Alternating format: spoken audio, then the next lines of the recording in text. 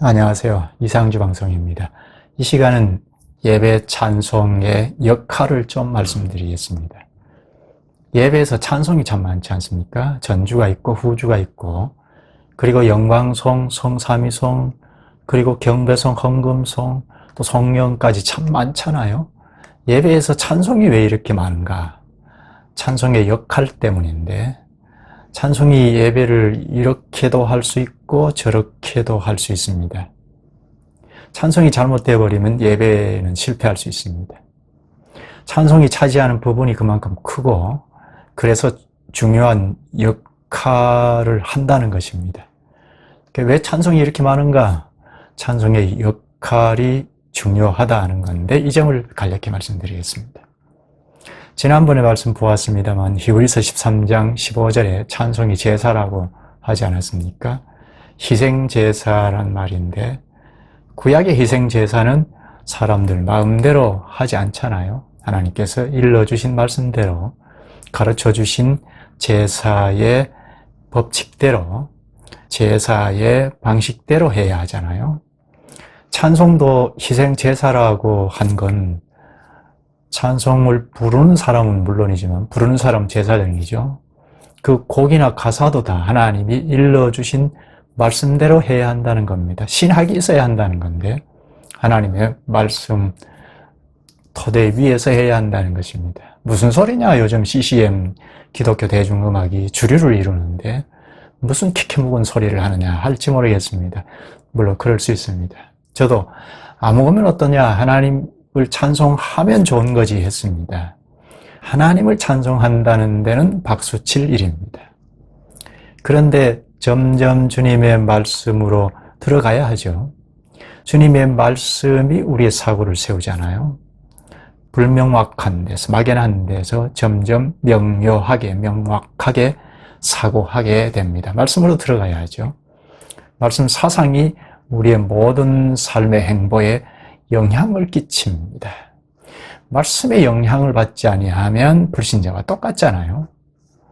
우리 생애에 말씀의 영향을 지대하게 주어야 우리의 사상부터, 사고부터 불신자와는 달리 다른 됨됨이를 바르게 갖추게 됩니다.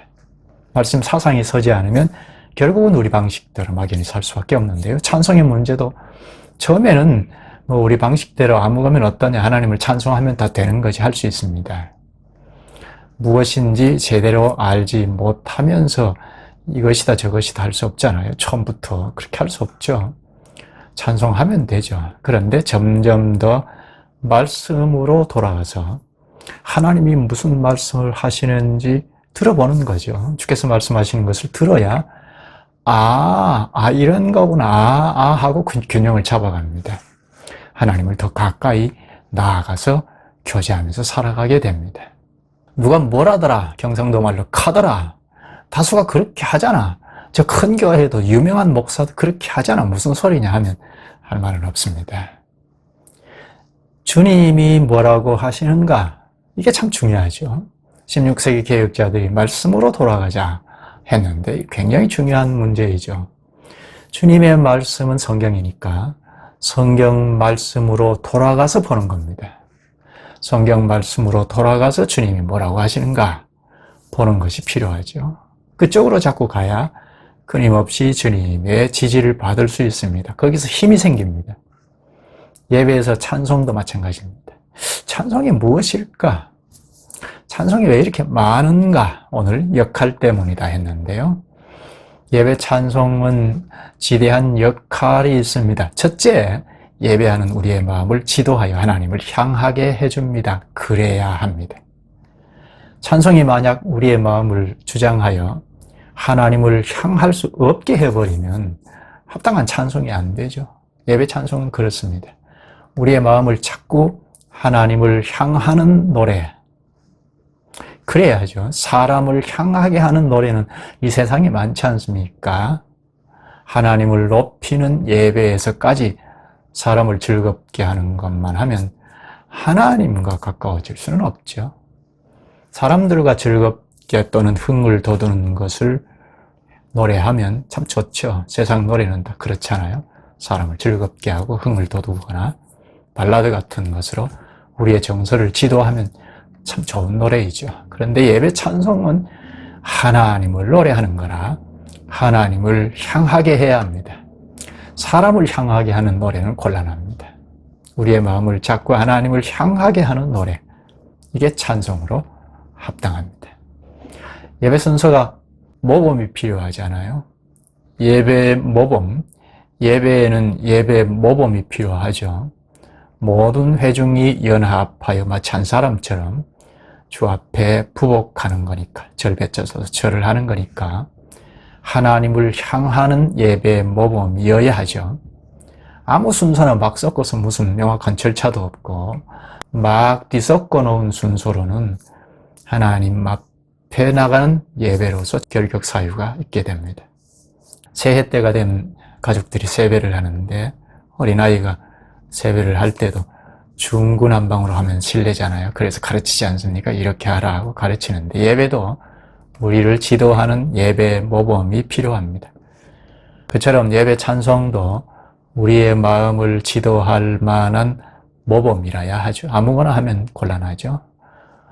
우리 시대의 아주 중요한 과제입니다. 이 찬송 문제는 하나님의 말씀을 명료하게 전체적으로 배우고 깨달아가는 데서 나와야 하기 때문입니다.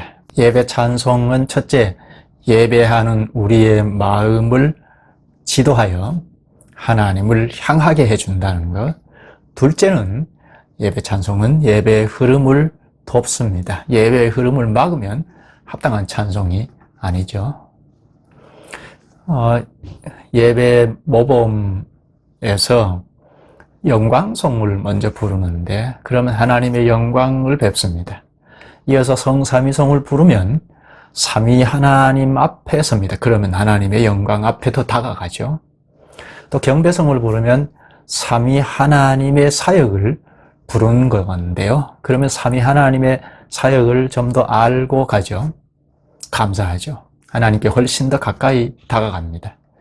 그리고 헌금송을 부르면 헌금은 우리의 모든 것을 여기에 담아, 목숨도 여기에 담아 있습니다 하면서 우리를 대표로 하여 물질에 우리 전부를 담아서 하나님께 드리는 것이 헌금이지 않습니까?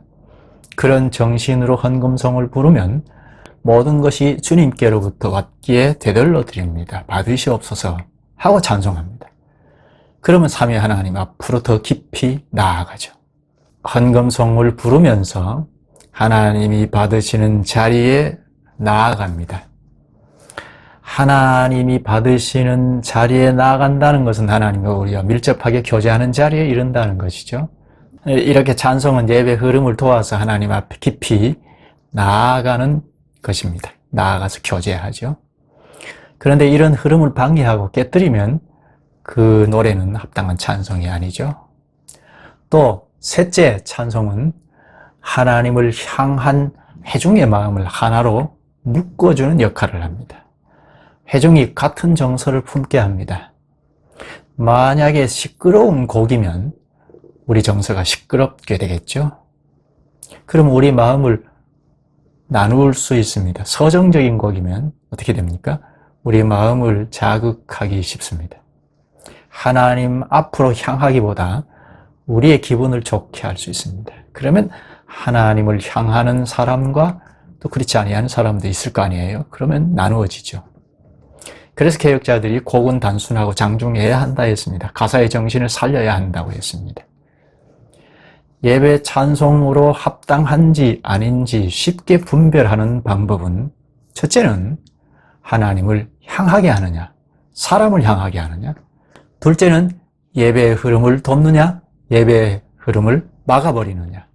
셋째는 회중을 한 마음으로 묶어주느냐, 아니면 나누게 해버리느냐. 이 세 가지를 생각하면 합당한 찬송이 무엇인지 분별할 수 있습니다. 물론 말씀을 더 풍성하게 깨달아가는 데서 가능한 일입니다.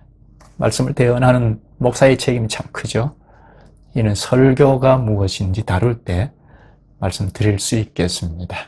오늘 여기까지 하겠습니다. 이 다음 시간에 성경에도 찬송이 나오는데요. 어떤 찬송을 사용했는지 근거 구절을 좀 찾아가면서 말씀드리겠습니다. 좋아요, 구독을 누르시고 계속 시청하시면 많은 힘을 얻어서 돕겠습니다. 오늘도 코로나19와 관련해서 또 그 밖의 일과 관련해서 힘겨워하는 이웃을 돌아보는 여유를 가지면 좋겠습니다. 고맙습니다.